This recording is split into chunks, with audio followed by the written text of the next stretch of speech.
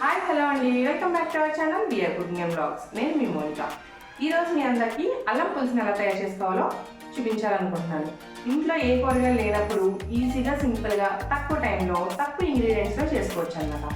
And అంతేకాకుండా దీనివల్ల మనకి చాలా ప్రయోజనాలు ఉన్నాయి. వేసవకాలంలో చేసుకోకూడదండి ఇది, ఎందుకంటే కొంచెం వేడి చేస్తుంది కాబట్టి. శీతాకాలంలో వర్షాకాలంలో మనకి దగ్గు జలుబులు వస్తూ ఉంటాయి కాబట్టి ఈ అల్లం పులుసు మనం చేసుకొని తిన్నట్టయితే మన పిల్లలకి పెట్టినా కూడా చాలా మంచిది. మనకి దగ్గు జలుబు రాకుండా నివారిస్తుంది అనమాట. అండ్ అంతేకాకుండా జలుబుగా ఉన్నప్పుడు ఈ అల్లం పులుసు చేసుకొని తిన్నట్టయితే జలుబు నుంచి త్వరగా ఉపశమనం కలుగుతుంది మనకి. తర్వాత ఇది మనకి 2-3 రోజులు కూడా నిల్వ ఉంటుంది. అండ్ అంతేకాకుండా పైత్యం పెరగకుండా కూడా ఈ అల్లం పులుసు మనకి ఉపయోగపడుతుంది. మనకి గ్యాస్ ప్రాబ్లమ్స్ ఉన్నాయనుకోండి, గ్యాస్ ప్రాబ్లమ్స్ తగ్గడానికి కూడా ఉపయోగపడుతుంది అనమాట. ఇలా చాలా ఉపయోగాలు ఉన్నాయి ఈ అల్లం పులుసు ద్వారా. కాకపోతే వేసవకాలంలో మాత్రం వండుకొని తినకండి, వేడి చేస్తుంది. శీతాకాలం వర్షాకాలం మనం తిన్నట్టయితే జలుబు దగ్గర నుంచి మనం ఇబ్బంది పడకుండా ఉంటాం అన్నమాట. ఇప్పుడు ఈ అల్లం పులుసుని ఏ ఇంగ్రీడియంట్స్తో వాడి ఎలా చేసుకోవాలో ఏమాత్రం ఆలస్యం చేయకుండా వీడియో స్టార్ట్ చేసేద్దాం. దానికన్నా ముందు మీరైతే కనుక మన ఛానల్ని ఫస్ట్ టైం చూసినట్టయితే మన ఛానల్ సబ్స్క్రైబ్ చేసి ఆల్ నోటిఫికేషన్ ఆన్ చేసుకోండి. అండ్ అంతేకాకుండా మన వీడియో మీకు నచ్చినట్టయితే ఒక లైక్ చేయండి, మీ ఫ్రెండ్స్ అండ్ ఫ్యామిలీస్తో షేర్ చేయండి. అలా చేసినట్టయితే ఈ రెసిపీ ఎవరికైతే ఉపయోగపడుతుందో వాళ్ళకి మీరు షేర్ చేసినట్టు అవుతారు. మన వీడియోస్ని మీరు లైక్ చేయడం ద్వారా ఇంకో 10 మందికి మన వీడియో ప్రమోట్ అవుతుంది. సో అలా చేసినట్టయితే మన ఛానల్ని మీరు సపోర్ట్ చేసిన వారు అవుతారు. So please support us. ఇప్పుడు ఏమాత్రం ఆలోచన చేయకుండా వీడియోని స్టార్ట్ చేసేద్దాం. మనకి కర్రీలో కావాల్సిన ఇంగ్రీడియంట్స్ చూసారు కదా, చాలా తక్కువగా మినిమల్గా ఉంటాయన్నమాట. మనకి 3 మీడియం సైజ్ ఉల్లిపాయలు తీసుకొని ఇలా కట్ చేసి పెట్టుకున్నాము. తర్వాత పచ్చిమిర్చి ఒక 4 తీసుకున్నాము. ఇలా చీలిక చేసుకోండి, కాయలాగా ఉండాలి, జస్ట్ ఒక నాటు పెట్టుకోవాలన్నమాట. పులుసులు ఇలా వేసుకుంటే మనకి పచ్చిమిర్చి మంచి టేస్ట్ వస్తుంది. అండ్ అంతేకాకుండా చిన్న నిమ్మకాయ సైజ్ అంతా చింతపండు, జీలకర్ర, ధనియాలు, కరివేపాకు, చెక్క, లవంగ, అండ్ అంతేకాకుండా వెల్లుల్లిపాయలు, అల్లం, అండ్ అలాగే చిన్న బెల్లం ముక్క.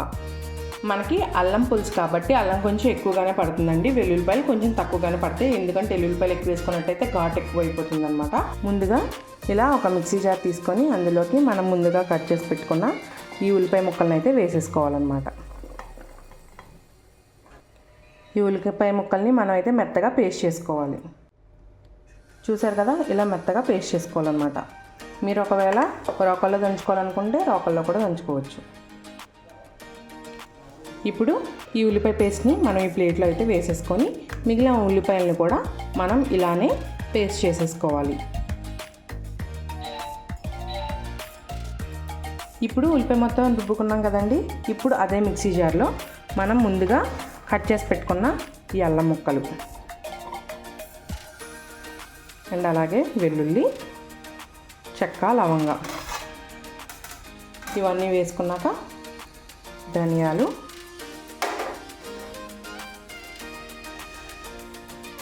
జీలకర్ర చూసారు కదా, ఇలా మెత్తగా పేస్ట్ చేసుకోవాలన్నమాట. ఇప్పుడు మనం కర్రీ ప్రాసెస్ చూద్దాం. అలా మనం మసాలా నూరుకున్న తర్వాత ఇలా ఒక పాన్ పెట్టుకొని ఆయిల్ వేసి అందులో పచ్చిమిర్చి అండ్ అలాగే ఉల్లిపాయ పేస్ట్ని అయితే వేసి వేయించుకుంటున్నాను. ఇందులోనే రాళ్ళ ఉప్పు అండ్ అలాగే రాళ్ళ ఉప్పు అంటే కళ్ళుప్పు అండి, కళ్ళుప్పు అండ్ అలాగే పసుపును కూడా వేసి మగ్గిచ్చేసుకుంటున్నాను అనమాట. సో ఇది మనకి లైట్ గోల్డెన్ బ్రౌన్ కలర్ వచ్చే వరకు, అంటే బాగా మగ్గిపోవాలి, అంతవరకు మనం మూత పెట్టి మగ్గించుకుందాం. మీడియం ఫ్లేమ్లో పెట్టి మగ్గించుకోండి. చూసారు కదా, మనకి ఉల్లిపాయ ఇలా గోల్డెన్ బ్రౌన్ కలర్ వచ్చే వరకు మగ్గిపోయిందనమాట. ఇప్పుడు ఇందులో మనం ముందుగా పేస్ట్ చేసుకున్న మసాలా పేస్ట్ని అయితే ఇందులో యాడ్ చేసేసుకోవాలి.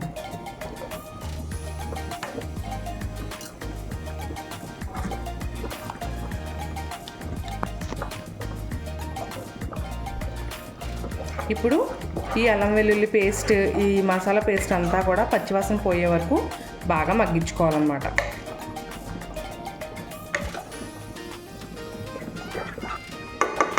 ఇప్పుడు మూత పెట్టేసి బాగా మగ్గనిద్దాం. చూసారా, మనకి మసాలా అంతా వేగి మంచి స్మెల్ వస్తుందన్నమాట. ఇప్పుడు ఇందులో మనం కారం యాడ్ చేసుకుందాం. అల్లం కూడా ఘాటు ఉంటుంది కాబట్టి చూసుకొని కారాన్ని యాడ్ చేసుకోండి. నేను దాదాపుగా 1 టీ స్పూన్ అంతే వేసుకున్నాను.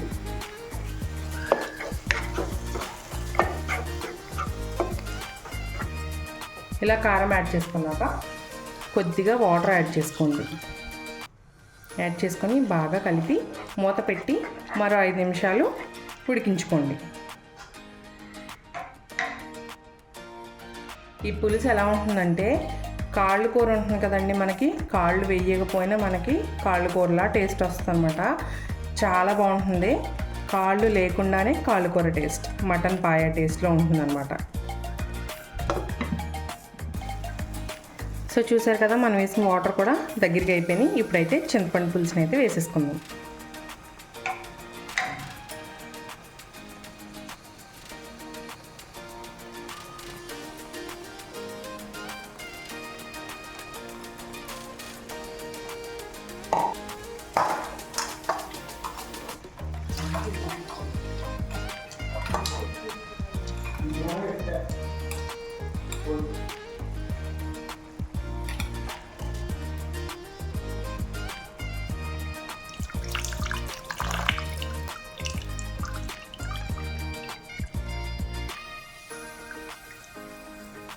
ఇలా చింతపండు పులుసు వేసుకున్న తర్వాత మనం మీడియం ఫ్లేమ్లో ఒక 10 నిమిషాల పాటు ఉడికించేసుకోవాలన్నమాట.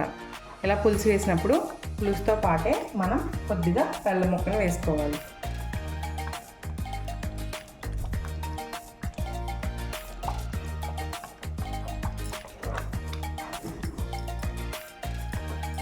వేసి బాగా ఉడకనివ్వండి. మనకి పులుసు కొంచెం చిక్కగా అనిపిస్తే కొంచెం వాటర్ వేసుకోవచ్చు.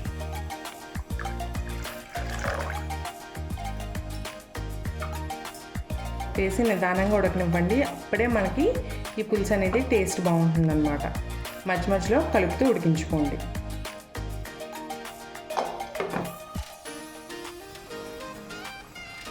చూసారు కదా, మన పులుసు చక్కగా ఉడుకుతుంది. ఇంకొంచెం చిక్కబడాలన్నమాట. ఇంకొంచెం చిక్కబడిన తర్వాత అప్పుడు మనం స్టవ్ ఆఫ్ చేసుకుందాం.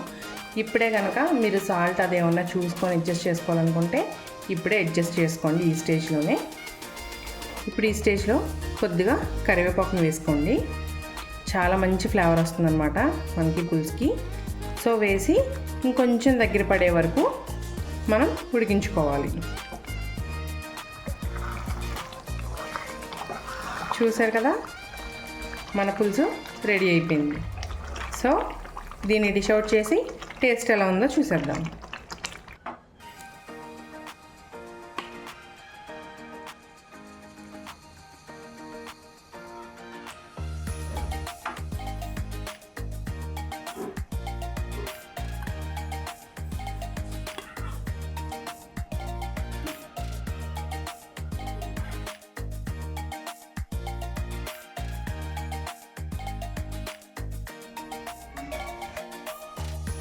సో చూసారు కదా, మన ఇవాళ స్పెషల్ రెసిపీ అల్లం పులుసు.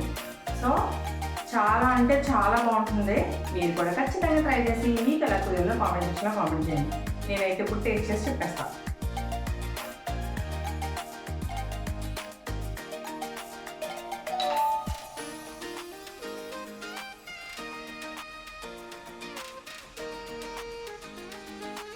అద్భుతం అన్నమాట. చాలా బాగుంది. నాన్ వెజ్ లేకుండా నాన్ వెజ్ టేస్ట్ చాలా అంటే చాలా బాగుందన్నమాట. ఖచ్చితంగా మీరు కూడా ట్రై చేసి ఇంకా రెగ్యులర్గా కామెంట్ చేయండి. మీ ఫ్యామిలీ మెంబర్స్ ఏమన్నారో కూడా ఖచ్చితంగా కామెంట్ చేయండి. అండ్ అంతేకాకుండా మన ఛానల్ని మీరు సబ్స్క్రైబ్ చేసి మన ఛానల్ని సపోర్ట్ చేస్తారని ఆశిస్తున్నాను. మన వీడియోస్కి ఒక్క లైక్ చేయండి. నేను మీ నుంచి ఇంకేది ఆశించట్లేదు. ఇలాంటి మరెన్నో మంచి మంచి వంటకాలతో మీకు ఎప్పుడు పోస్ట్ చేస్తూనే ఉంటాను. అంతేకాకుండా మన ఛానల్లో బ్లాగ్స్ కూడా వస్తూ ఉంటాయి అన్నమాట. సో వాటిని కూడా చూసి లైక్ చేసి మమ్మల్ని సపోర్ట్ చేయండి. మరో మంచి వీడియోతో మీ ముందుకు వచ్చేస్తాను.